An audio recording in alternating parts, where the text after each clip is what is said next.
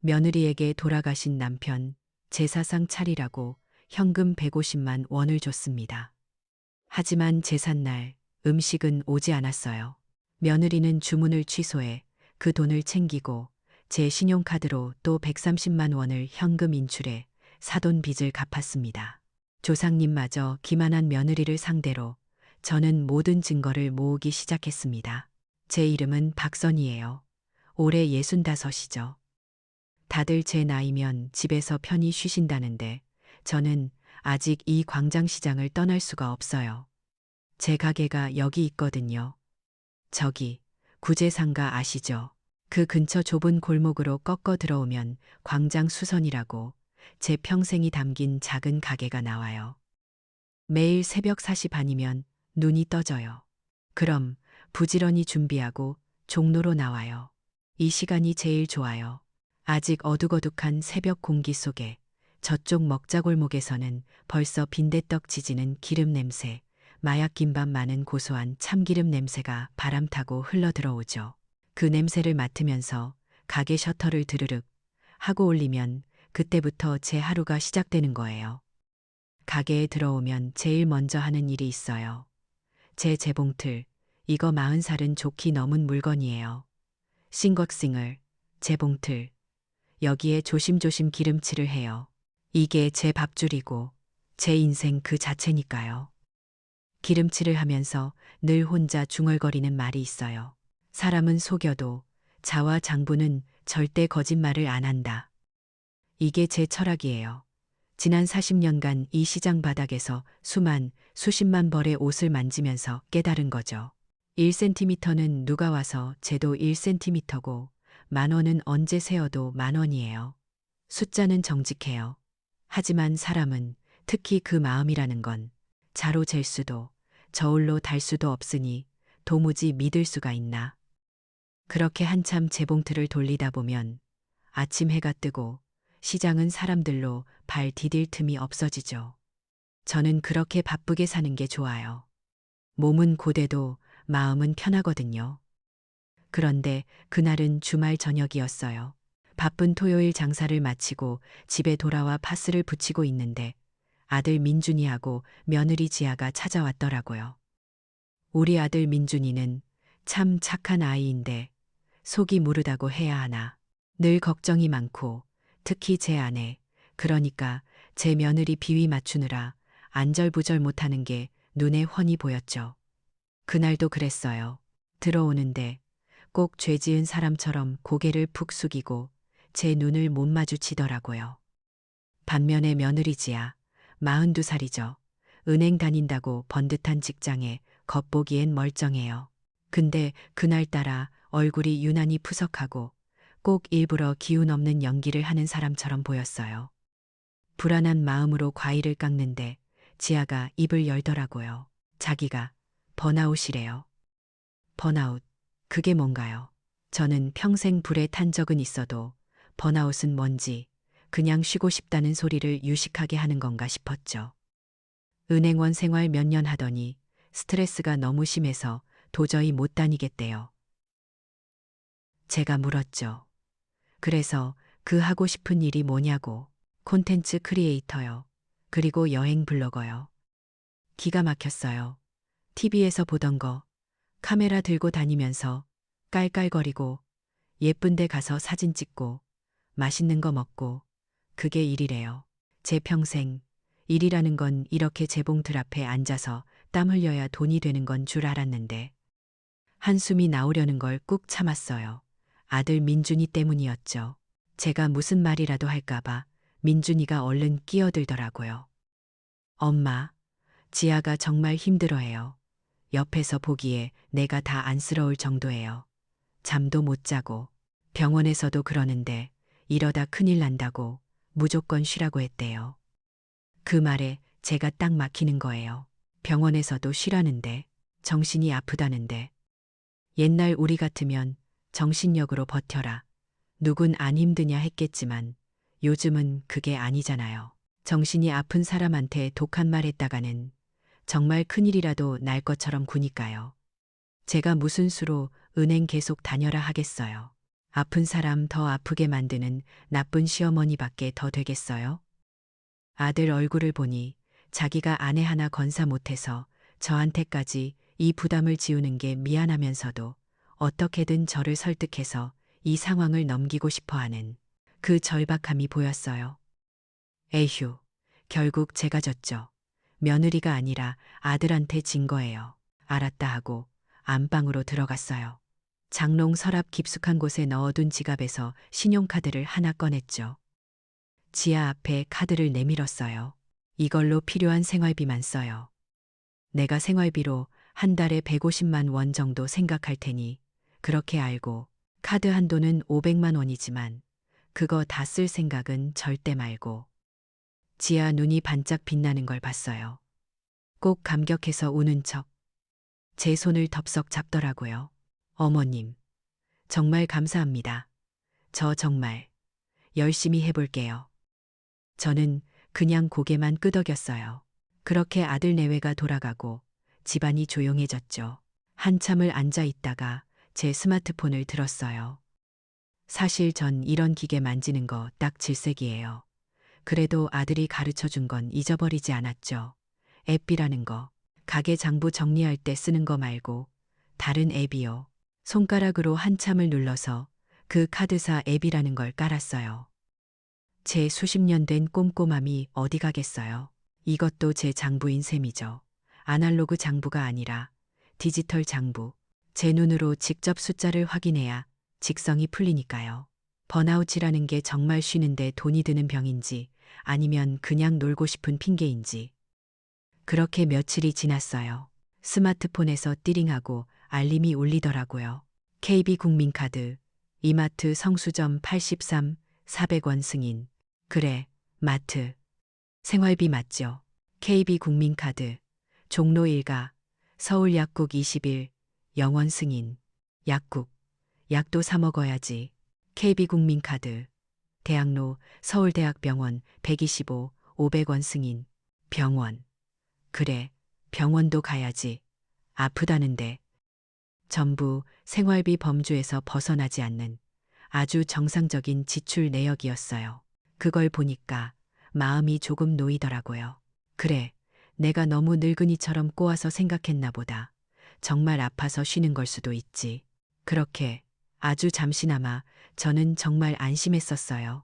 하지만 그 마음이 놓인 건 정말 아주 잠시뿐이었어요. 한 일주일쯤 지났을까요? 그날도 가게에서 한참 재봉틀을 돌리고 있는데 주머니 속 스마트폰이 띠링, 띠링 연달아 울리는 거예요. 점심 먹을 때 잠깐 확인해 봤죠. KB국민카드, 롯데백화점 본점 589, 영원 승인. KB국민카드, 갤러리아 백화점, WEST 345, 영원 승인. 심장이 덜컥 내려앉는 기분이었어요. 롯데백화점? 명동이잖아요. 갤러리아? 그건 압구정에 있는 거 아닌가요? 제가 아는 생활은 여기, 광장시장이나 기껏해야 동대문, 종로 5가 안에서 다 이루어지는 건데, 며느리의 생활은 저기 강 건너, 비싼 동네에서 하나 봐요. 가슴이 답답해서 그날은 일이 손에 잡히질 않았어요. 그런데 그게 시작이었죠. 이틀 뒤 또 알림이 울렸어요. 이번엔 숫자가 달랐죠. KB국민카드, 용산전자상가 810, 영원 승인. KB국민카드, 주 샘소나이트 630, 영원 승인. 81만 원, 63만 원. 순간 제 눈을 의심했어요. 아니, 번아웃으로 쉰다는 애가, 몸 아파서 병원 다닌다는 애가 80만 원짜리 카메라에 60만 원짜리 여행 가방은 왜 사는 걸까요? 도저히 참을 수가 없어서 저녁에 아들 민준이에게 전화를 걸었어요. 목소리가 벌써부터 기어 들어가더라고요. 민준아, 너 혹시 지아가 오늘 뭐 샀는지 아니? 엄마, 그게 벌써 알고 있다는 목소리였죠. 지아가 그러는데 그거 다 일 때문에 필요한 거래요. 일, 쉰다면서. 무슨 일? 아, 그게 블로그 하려면 장비가 필요하대요. 사진 찍는 카메라랑 또 어디 다닐 때 쓸 가방이랑 일종의 투자라고 생각하더라고요. 투자라 기가 막혔어요. 제가 평생 이 시장 바닥에서 해온 투자라는 건 더 좋은 실, 더 튼튼한 원단을 사서 손님 옷을 완벽하게 고쳐주는 거였는데 며느리의 투자는 수십만 원짜리 카메라와 가방이었네요. 그래, 100번 양보해서 그렇다고 칩시다. 새로운 직업이라니까. 요즘 일은 우리 때랑 다르다니까. 하지만 제 양보는 거기까지였어요. 그 주 주말이었어요. 알림은 이제 쉬지도 않고 울리더라고요. KB 국민카드, 청담 5, 스파 10 영원 승인, KB 국민카드, 청담 XX, 내일 180 영원 승인, KB 국민카드, 청담 YY 헤어살롱, 450 영원 승인, 청담동, 청담동, 청담동, 100만 원짜리 스파요. 그걸 보는 순간 제 손을 내려다봤어요. 40년 넘게 재봉틀 돌리고 초크 긋고 가위질하느라 마디마디가 다 굵어지고 거칠어진 이 손. 며느리는 그 100만 원짜리 스파에 가서 제 거친 손톱만 한 네일 아트를 받고 있겠죠. 몸이 아파서 쉬어야 한다더니 제가 아는 쉬는 것은 따뜻한 아랫목에 누워 몸을 지지는 거였는데 요즘은 100만 원짜리 마사지를 받아야 번아웃이 났나 봐요. 가치관이 충돌한다는 게 이런 거였어요. 제 평생의 근검절약이 며느리의 과시적인 소비 앞에서 그냥 구닥다리 꼰대의 고집이 되어버리는 기분이었죠. 그리고 결정타가 날아왔어요. 그건 평일, 그것도 새벽이시였어요. 자다가 머리맡에 스마트폰이 띠링 울리는데 잠결에 눈을 떠서 확인했죠. KB국민카드, 압구정 로데오 XX바 300 영원 승인. 새벽이시, 압구정 술집 30만 원. 온몸에 피가 차갑게 식는 것 같았어요. 번아웃으로 쉬는 사람이, 블로그 장비를 사는 사람이 새벽 이시에 술집에서 30만 원을 쓴다고? 그날은 뜬 눈으로 밤을 새웠어요. 다음 날 아침, 가게 문도 열기 전에 민준이에게 다시 전화를 걸었어요. 이번엔 목소리에 힘을 줬죠. 민준아, 어젯밤 새벽 이시에 압구정 술집에서 30만 원 긁힌 건 그것도 투자니. 아들 녀석 한참을 말을 못하더라고요. 엄마, 그건 콘텐츠 파트너 미팅이었대요. 파트너 미팅? 네, 요즘 일은 다 그렇게 밤에 만나서 술도 마시면서 그렇게 하는 거래요. 그래야 일이 성사된다고. 그 말을 듣는 순간 깨달았어요. 아, 내 아들은 이미 며느리 손아귀에 완전히 넘어갔구나. 저 녀석은 이제 내 아들이 아니라 유지아의 변명을 나한테 전달하는 앵무새구나. 더 이상 아들과 싸울 필요가 없었어요. 고립감을 느꼈죠. 이 싸움은 민준이를 통해서는 절대 못 이기겠구나. 알았다. 끊어라. 전화를 끊고 가게 구석에 있는 낡은 컴퓨터를 켰어요. 윈도우가 켜지는데 한참 걸렸죠. 제가 이 컴퓨터로 뭘 하겠어요.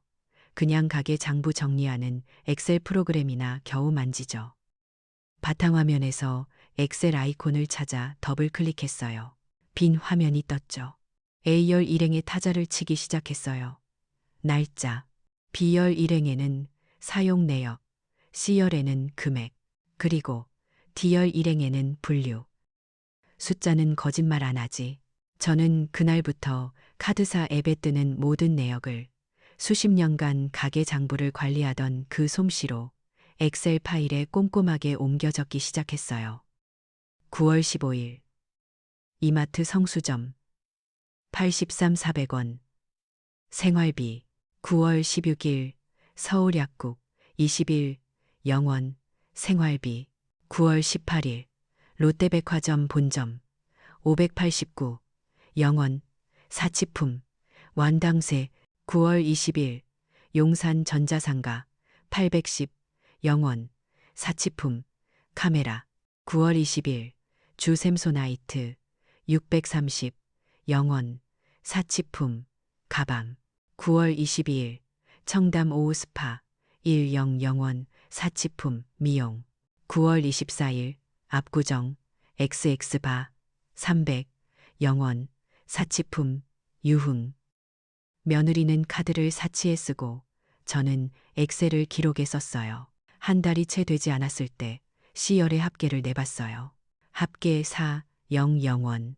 정확히는 400만 원이 훌쩍 넘었죠. 그리고 D열에서 생활비로 분류된 것만 따로 합계를 내봤어요.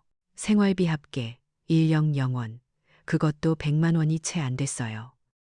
월 150만 원 생활비로 쓰라던 제 말은 이미 며느리 귀에 들리지도 않았던 거예요. 엑셀 시트를 보는데 분노보다 오히려 머리가 차가워졌어요. 그래, 숫자는 절대 거짓말을 안 하죠. 제 안심은 완벽한 착각이었고 이제부터는 저 숫자들을 믿고 저것들만 모아야겠다고 다짐했어요. 엑셀에 숫자를 채워넣기 시작하면서 저는 정말 사람이 무섭다는 걸 다시 한번 깨달았어요. 처음엔 몇십만 원이던 게 일주일 만에 100만 원 단위를 우습게 넘어가더라고요. 제 가게 장부에는 5천 원짜리 바지 기장 수선, 1만 원짜리 지퍼 교환 같은 것들이 빽빽하게 적혀 있는데 며느리의 장부는 저와는 단위 자체가 달랐죠. 그렇게 엑셀 파일을 채워나간 지 2주쯤 지났을까요? 그날은 웬일로 저녁에 며느리 지아에게서 직접 전화가 왔더라고요. 평소엔 용건 있어도 아들 민준이를 시키더니 목소리가 어찌나 애교가 넘치는지 저는 그게 더 소름이 돋았어요. 무슨 일이냐고 덤덤하게 물었죠. 그랬더니 곧 자기 엄마, 그러니까 제 사돈 어른 생신이라는 거예요. 그러면서 말을 우물쭈물하는데 제 수십 년 시장 밥이 어딜 가겠어요. 딱 감이 오더라고요. 아, 또 돈이구나. 아니나 다를까, 어머님, 제가 쓰는 카드는 한도가 거의 다 차서 그러는데요. 하면서 말끝을 흐려요. 저희 엄마 생신 선물로 간단한 화장품 세트 하나만 사드려도 될까요? 그 말을 하는데 전화기 너머로 꼭 눈물까지 글썽이는 것 같은 목소리였어요. 사돈 생신인데 이 말이 참 무섭더라고요. 아무리 며느리가 미워도 시어머니가 사돈 생신 챙기지 말라고 박정하게 말할 수는 없잖아요. 게다가 간단한 화장품 세트라는데 그래, 그거 하나 못 해주겠나 싶었어요. 알았다. 그렇게 해라. 그게 제 평생의 실수였죠. 다음 날이었어요.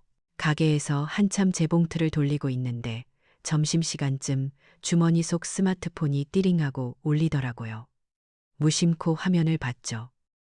KB 국민카드, 샤넬 압구정 갤러리아 900원 승인. 900만 원이요.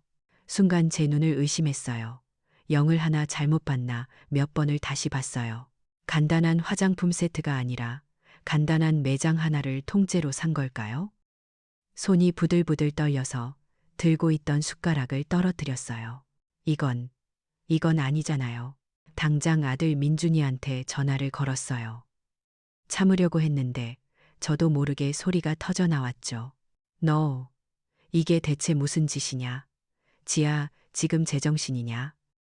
민준이 목소리가 또 기어들어가요. 엄마, 그게 지아가 장모님 생신 선물인데 이왕 해드리는 거 좋은 거 해드리고 싶었다고. 그래서 900만 원어치를 긁어 내 카드로. 엄마, 그래도 생신 선물이잖아요.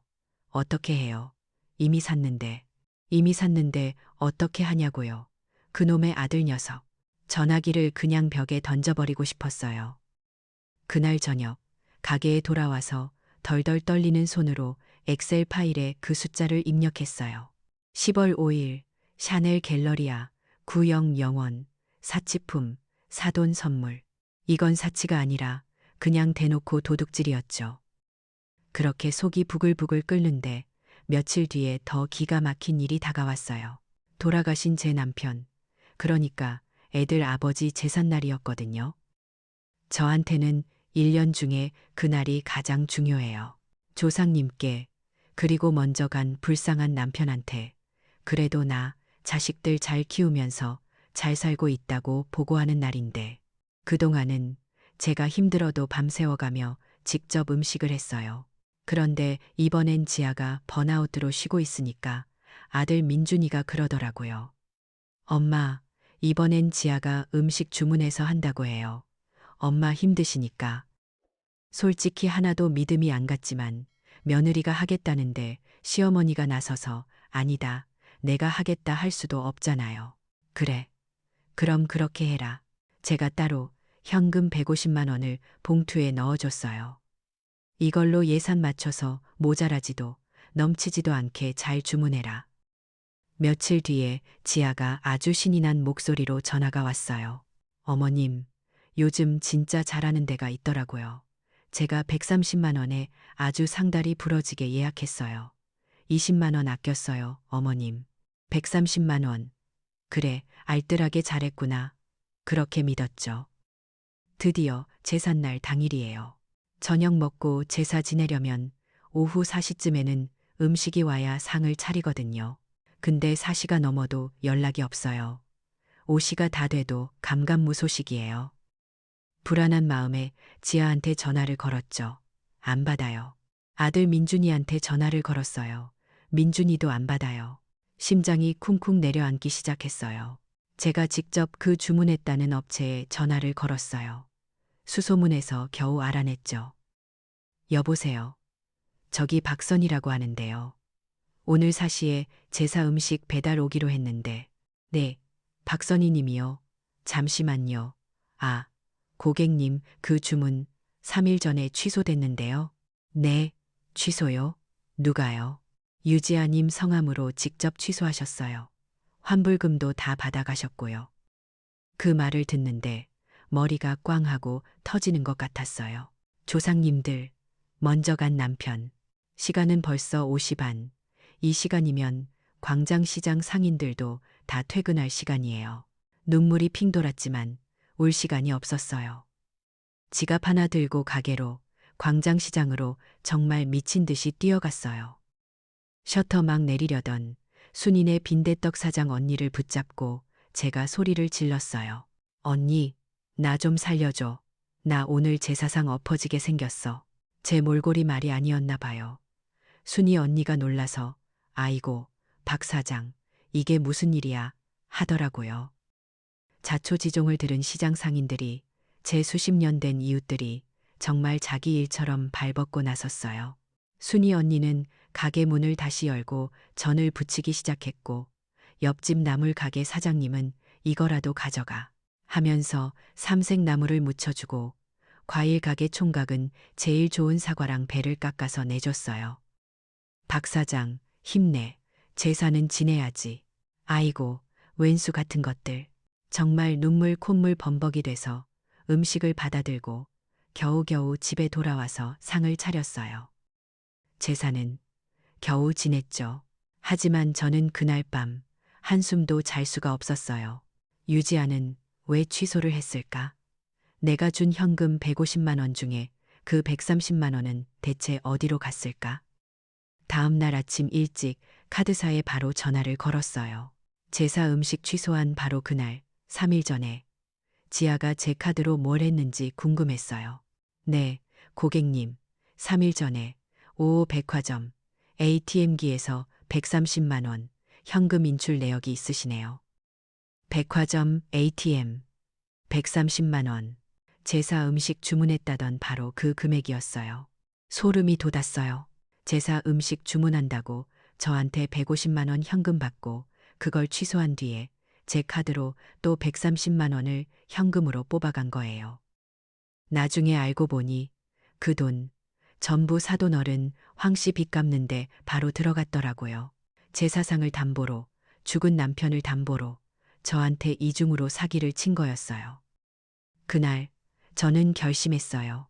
엑셀만으로는 부족하다. 광장시장에서 돌아오는 길에 종로 3가에 있는 전자상가에 들렀어요. 거기서 제일 작고 배터리가 오래가는 녹음기를 하나 샀어요. 이제부터는 저 숫자들이 아니라 저것들의 목소리를 직접 담아야겠다고요. 그날부터 제 주머니에는 항상 그 작은 녹음기가 켜져 있기 시작했어요. 제사 소동이 지나고 며칠 안 됐어요. 저는 그날 이후로 주머니에 항상 그 작은 녹음기를 켜놓고 다녔죠. 제 가게에 있든 집에 있든 언제 어디서 무슨 일이 터질지 모르니까요. 그 낡은 재봉틀 소리 말고 이제는 사람 목소리를 담아야 했으니까요. 그날도 가게에서 한참 손님 바지 기장을 줄이고 있는데 가게 입구에 누가 떡 버티고 서 있더라고요. 볕을 가리길래 고개를 들어봤더니 사돈어른, 그러니까 지아, 엄마 황 씨였어요.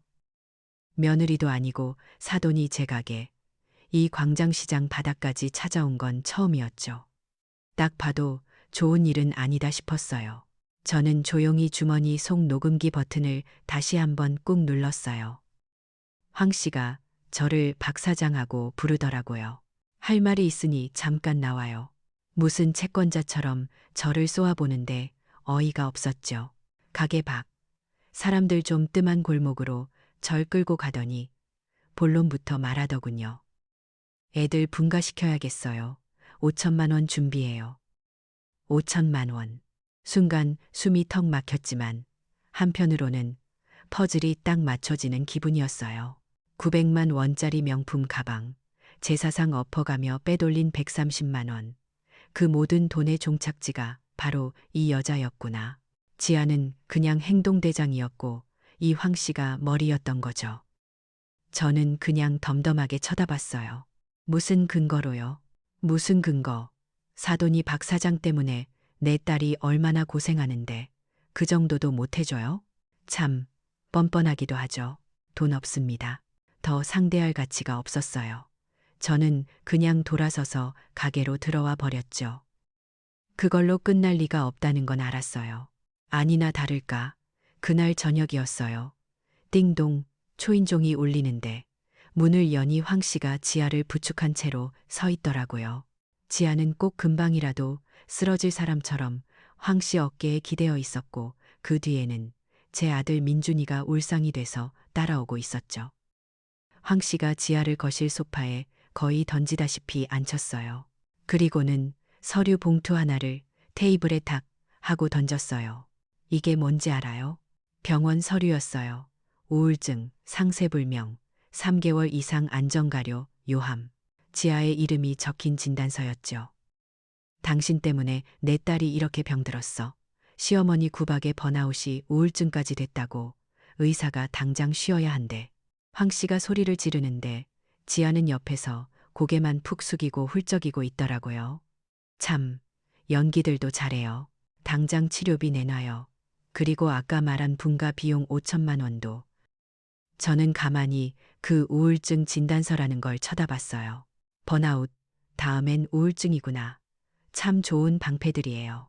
아들 민준이가 제 눈치를 보며 끼어들었어요. 엄마, 그래도 지아가 병원에서 아프다는데. 저는 대답 대신 안방으로 들어갔어요. 제 낡은 노트북을 들고 나왔죠. 엄마, 컴퓨터는 왜? 저는 민준이 말은 무시하고 거실 TV에 노트북을 연결하는 케이블을 꽂았어요. 이런 걸 제가 어떻게 아냐고요? 광장시장에서 저랑 제일 친한 순이 언니네 아들이 컴퓨터 가게를 하거든요. TV에 컴퓨터 화면 나오게 하려면 뭐가 필요하냐고 진작에 물어보고 사다 놨죠. 파란 화면이 뜨더니 곧 제 엑셀 파일이 큼지막한 TV 화면에 떴어요. 황 씨와 지아의 눈이 동그래지더라고요. 치료비요? 제가 엑셀 파일을 보면서 소리내어 읽기 시작했어요. 9월 22일 청담 오스파 100만 원. 이게 우울증 치료입니까? 9월 24일 새벽 2시 압구정 XX바 30만 원. 이건 무슨 약 처방이죠? 10월 5일 샤넬 900만 원. 11월 10일 제사 음식 횡령 130만 원. 이것도 다 의사 선생님이 시킨 치료 과정인가요? 황 씨 얼굴이 시뻘개지더라고요. 증거가 눈앞에 나오니 자기가 불리해진 걸 안 거죠. 그러더니 이성을 잃었어요. 황 씨가 갑자기 벌떡 일어나더니 애꿎은 제 아들 민준이한테 화살을 돌리더라고요. 이 무능력한 놈아, 철석, 정말. 귀가 찢어지는 소리가 났어요. 황 씨가 민준이의 뺨을, 사돈이 제 집에서 제 아들의 뺨을 때린 거예요. 민준이는 충격으로 멍하니 자기 뺨을 감쌌어요. 저도 순간 놀랐죠. 하지만 딱 1초 놀랐어요. 저는 바로 주머니에서 스마트폰을 꺼냈어요. 그리고 112 세 숫자를 눌렀죠. 여보세요. 경찰서죠. 지금 저희 집에 외부인이 쳐들어와서 제 아들을 폭행했습니다. 주소는 빨리 와주세요. 저는 아주 침착하게 말했어요. 황 씨가 뭐, 이 영감탱이가 지금 하면서 저한테 덤비려는데 10분도 안 돼서 경찰들이 들이닥쳤어요. 상황은 명백했죠. 뺨은 빨갛게 부어올랐고 황 씨는 흥분해서 소리를 지르고 있었으니까요. 폭행 현행범이었어요. 이건 알아. 가족끼리 이럴 수 있냐. 황 씨가 별의별 소리를 다 질렀지만 경찰들은 양팔을 붙잡고 황 씨를 끌어냈어요. 지아는 어쩔 줄 몰라 하며 엄마 뒤를 따라 나갔고 민준이는 그 자리에 주저앉아 고개도 못 들더라고요. 그날 밤 민준이는 방에서 나오지 않았어요. 저는 제사 때 저를 도와줬던 광장시장 순이네 빈대떡 순이 언니에게 전화를 걸었어요. 언니, 나 혹시 변호사 아는 사람 있어? 이혼 말고 이런 가족 문제 전문으로 하는 똑 부러진 여자 변호사면 좋겠는데.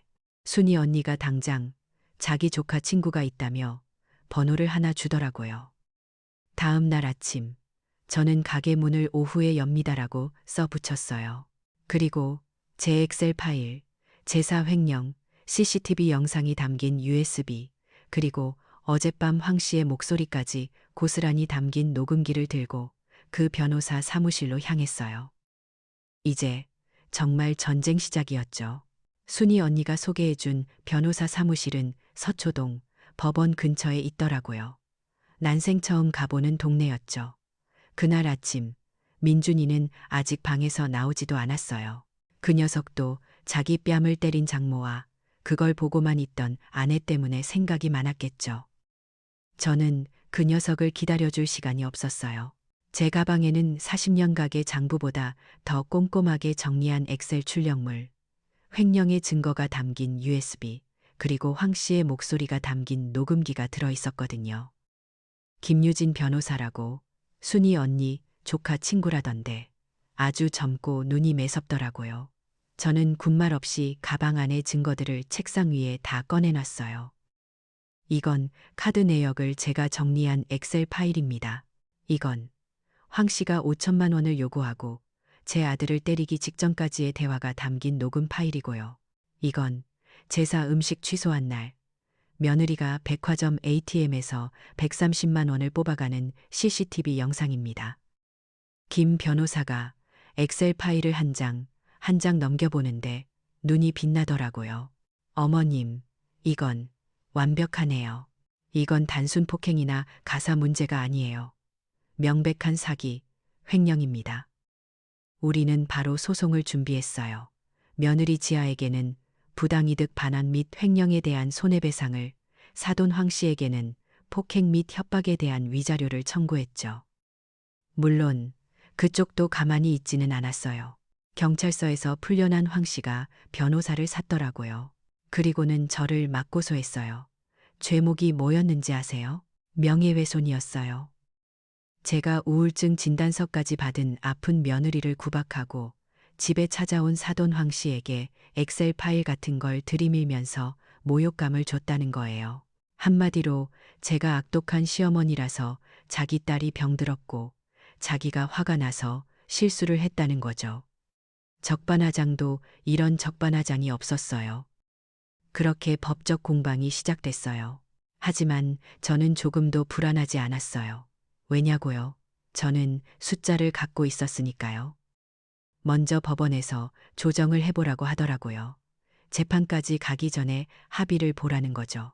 조정실에 마주 앉았는데 와, 황 씨와 지아, 두 모녀가 어찌나 불쌍한 표정을 짓고 있는지 꼭 제가 가해자고 자기들이 피해자인 것 같았어요. 조정위원이 황 씨 측 주장을 먼저 들었어요.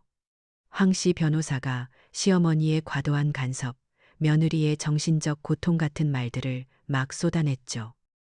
그러다가 조정위원이 제 변호사 쪽을 보며 물었어요. 박선희 씨 측은 카드 사용 내역이 좀 과도하다고 보시는 거죠? 그때였어요. 황 씨가 갑자기 이성을 잃고 소리를 빽 지르더라고요. 변호사가 옆에서 말릴 틈도 없었어요. 과도하다니요. 그깟 돈 좀 썼다고 늙은이가 유난이네. 정말 내 딸이 그 집에서 고생한 게 얼만데. 그 카드, 그거 원래 우리 지아 고생했으니까 쓰라고 준 거잖아요. 방금 뭐라고 했죠? 우리 쓰라고 준 거라고요? 조정실이 순간 얼어붙었어요. 며느리 지아가 즐겁을 하면서 엄마, 제발 하고 황 씨 팔을 붙잡았지만 이미 늦었죠. 제 변호사, 김 변호사가 가방에서 작은 녹음기를 꺼내 정지 버튼을 누르는 소리가 어찌나 선명하게 들리던지. 조정위원님, 방금 황 씨가 하신 말씀, 계획적 공모 및 사기 의도를 스스로 인정하신 것으로 기록하겠습니다. 황 씨 얼굴이 시뻘개졌다가 하얗게 질리더라고요. 자기가 무슨 말을 했는지 그제야 깨달은 거예요. 아니, 내 말은 그게 아니라 가족끼리. 하지만 이미 주워 담을 수 없는 말이었죠. 조정은 당연히 결렬됐어요. 그리고 정식 재판 날이 다가왔죠. 서초동에 있는 서울가정법원이었어요. 그쪽 변호사는 끝까지 명예훼손을 물고 늘어졌어요. 제가 엑셀 파일을 TV에 띄워서 망신을 줬다는 거죠. 김 변호사가 차분하게 반박했어요. 피고 왕 씨가 원고 박선희의 집에 무단으로 찾아와 5천만 원을 요구하는 상황이었습니다. 원고는 자신의 재산을 지키기 위해 객관적인 사실을 고지했을 뿐입니다. 이게 어떻게 명예훼손이 됩니까? 그리고 우리의 차례가 왔어요. 저희는 반대로 피고 유지아의 횡령 및 사기, 피고 황 씨의 폭행 및 공모를 주장합니다. 김 변호사가 증거 자료를 하나씩 제출했어요. 첫째, 제 40년 꼼꼼함이 담긴 엑셀 파일, 모든 사치의 기록이었죠. 둘째, 황 씨의 목소리가 담긴 녹음 파일, 5천만 원 내놔라, 우리 쓰라고 준 거다라는 결정적 증거들이었죠. 셋째, 제 광장시장 이웃들의 증인 진술서, 제삿날 제가 얼마나 절박하게 뛰어다녔는지 순이 언니가 직접 나와서 증언해 줬어요. 심지어 황 씨한테 돈 떼일 뻔했다는 옛날 직원까지 증인으로 나왔고요. 그리고 마지막이었어요. 재판장님, 마지막으로 결정적인 증거 영상을 재생하겠습니다. 법정 모니터가 켜졌어요. 며칠 전 제사 음식을 취소했다는 바로 그날 오후였죠. 영상 속에는 제 며느리 유지아의 얼굴이 선명하게 나왔어요. 번아웃지나 우울증 환자라고는 도저히 볼 수 없는 아주 쌩쌩한 모습이었죠. 그 900만 원짜리 명품 가방을 들고 백화점 ATM 기계 앞에 서더라고요. 제 카드를 넣고 비밀번호를 누르고 기계에서 돈이 뭉텅이로 쏟아져 나왔어요. 130만 원. 지아는 그 돈을 아주 익숙하게 가방에 쓸어 담고는 사라졌어요. 김 변호사가 차가운 목소리로 말했어요. 영상에서 보시듯 피고 유지아는 130만 원의 제사 음식을 취소한 직후 동일한 금액 130만 원을 현금으로 인출했습니다. 이는 명백한 횡령이며 이 돈이 피고 황 씨의 부채를 갚는 데 사용되었음을 입증합니다. 지아는 고개를 푹 숙이고 어깨를 떨었고 황 씨는 입만 뻐끔거릴 뿐 아무 말도 못하더라고요. 판사님이 그 둘을 한참 동안 쳐다봤어요. 결과는 오래 걸리지 않았어요. 제 완벽한 승리였죠. 첫째, 황 씨와 지아가 저를 고소한 명예훼손은 전부 기각. 둘째, 며느리 유지하는 카드 부당 사용액과 횡령액을 합쳐 총 이 300만 원을 저에게 배상할 것. 셋째, 사돈 황 씨는 제 아들 민준이에 대한 폭행 및 정신적 피해 보상으로 500만 원을 배상할 것. 그리고 넷째, 황 씨는 향후 6개월간 제 집과 광장시장 가게 100m 이내로 접근하지 말 것. 접근 금지 명령이었죠. 법정을 나오는데 속이 다 후련했어요. 김 변호사가 제 손을 꽉 잡아주더라고요. 어머님, 고생하셨어요. 준비가 정말 완벽했어요. 저는 법원을 한참 돌아봤어요. 변호사님, 저는 그냥 평생 하던 대로 한 거예요. 네? 숫자는 거짓말을 안 합니다. 제자와 장부가 그랬듯이 제 엑셀 파일과 CCTV 속 숫자들도 절대 거짓말을 안 한 거였죠. 재판이 끝나고 법원을 나오는데 해가 쨍쨍하더라고요. 꼭 제 속처럼 그동안 가슴을 짓누르던 무거운 돌덩이가 싹 내려가는 기분이었죠. 그날 저녁 집으로 돌아왔는데 방 안에 틀어박혀 있던 아들 민준이가 거실로 나오더라고요. 제 앞에 오더니 그 덩치가 털썩하고 무릎을 꿇는 거예요. 어머니, 어머니, 제가 다 잘못했습니다. 제가 너무 바보 같았습니다. 제 아내, 아니, 유지아 씨 말만 믿고 어머니 속을 그렇게 썩이고 장모님이 어머니한테, 저한테 그런 짓을 하는데도 아들이 엉엉 울더라고요. 제 앞에서 그렇게 서럽게 운 건 아기 때 이후로 처음이었어요. 밉죠. 왜 안 밉겠어요. 하지만 어쩌겠어요. 제 아들인데. 그 녀석도 피해자라면 피해자였죠. 일어나라. 다 지난 일이다. 아닙니다, 어머니. 아직 안 끝났어요. 민준이가 품에서 서류 봉투를 하나 꺼내더라고요. 유지아 씨와 이혼 서류, 오늘 접수하고 오는 길입니다. 그 말을 듣는데 마음이 참 씁쓸하면서도 한편으로는 그래, 이제야 내 아들이 정신을 차렸구나 싶었어요. 이제부터라도 어머니 아들로 제대로 살겠습니다. 민준이는 그날 이후로 정말 달라졌어요. 어머니 용돈이나 타쓰던 예전이 아니었죠. 재무 상담이라는 것도 받으러 다니고 자기 월급으로 적금도 붓기 시작하더라고요. 늦었지만 이제라도 어른이 된 거겠죠. 그렇게 한두 달쯤 지났을까요? 가게로 등기우편이 하나 날아왔어요. 보낸 사람이 유지하더라고요. 떨리는 마음으로 봉투를 뜯었어요. 돈 봉투였어요. 그리고 편지가 한 장 들어 있었죠. 손으로 꾹꾹 눌러 쓴 편지였어요. 어머님, 죄송합니다로 시작하더라고요. 자기가 엄마왕 씨의 빚 때문에 눈이 멀어서 번아웃이니 블로거니 하는 말도 안 되는 핑계로 어머님을 속였다고요. 제사 비용까지 손댄 건 정말 죽을 죄를 지었다고요. 그리고 마지막에는 어머님께 받은 배상금 판결, 이 300만 원, 이게 첫 번째 분할 상환금입니다. 꼬박꼬박 갚겠습니다. 그리고 저는 어제부로 엄마와 의절했습니다. 다시는 어머님과 민준 씨 앞에 나타나지 않겠습니다. 죄송합니다. 편지를 다 읽고 그냥 조용히 접었어요. 그 돈 봉투는 제 가게 장부 맨 마지막 장에 넣어뒀죠. 참, 황 씨 소식도 들었어요. 저한테 물어줘야 할 500만 원에 원래 있던 빚까지 감당이 안 됐나 봐요. 결국 파산 신청하고 빚쟁이들 피해서 서울을 떠났다고 하더라고요. 어디로 갔는지는 아무도 모르고요. 모든 게 제자리를 찾아간 기분이었어요. 폭풍우가 지나가고 저는 다시 제 광장시장, 제 수선 가게로 돌아왔죠. 제 낡은 재봉틀 소리가 그날따라 그렇게 정겹게 들리더라고요. 점심시간쯤이었나? 한참 일하는데 가게 문 앞에 누가 서 있었어요. 박 사장, 식사 안 했지? 옆 가게, 원단 파는 김 사장이었어요.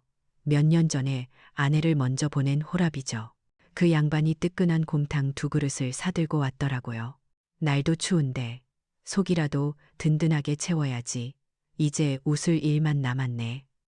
김 사장이랑 마주 앉아서 뜨거운 곰탕 국물을 훌훌 마시는데 참 따뜻했어요. 그동안의 서름이 다 녹아내리는 것 같았죠. 우리는 무슨 연애하는 사이는 아니에요. 그냥 서로 신세 한탄도 하고 오늘 장사가 어땠는지 도란도란 얘기하는 그런 친구 사이가 된 거죠. 그것만으로도 참 든든하더라고요. 시간은 흘러서 새해가 밝았어요. 새해 첫날 저는 김 사장이랑 같이 가게 문을 활짝 열었어요. 순이 언니네랑 앞집 나물 가게랑 다 같이 떡국을 끓여서 시장 상인들하고 나눠 먹었죠.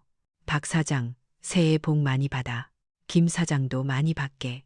왁자지껄한 시장 풍경을 보면서 떡국 한 그릇을 비웠어요. 제 스마트폰, 이젠 그 카드사 앱은 지워버렸어요.